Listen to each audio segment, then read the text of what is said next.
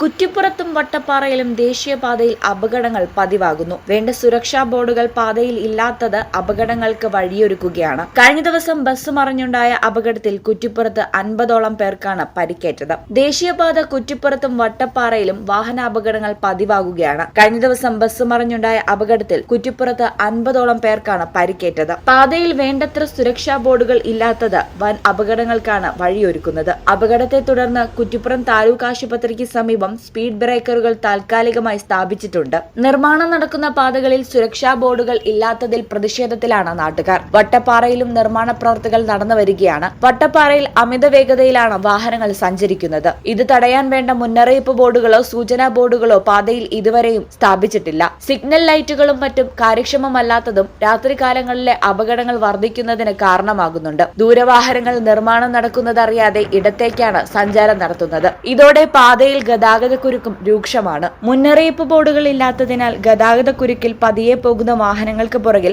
അമിത വേഗത്തിലെത്തുന്ന ഇത്തരം വാഹനങ്ങൾ ഇടിക്കുന്നതും പതിവാണ്. കുറ്റിപ്പുറത്ത് റെയിൽവേ മേൽപ്പാലം പണി പൂർത്തിയാക്കാനുണ്ട്. അത് കഴിഞ്ഞാലേ റോഡിന്റെ പണി വേണ്ട രീതിയിൽ പൂർത്തിയാക്കാൻ പറ്റൂ. അതുവരെ പാതയിലൂടെ പോകുന്നവർ അതീവ ശ്രദ്ധയോടെ വേണം യാത്ര തുടരാൻ.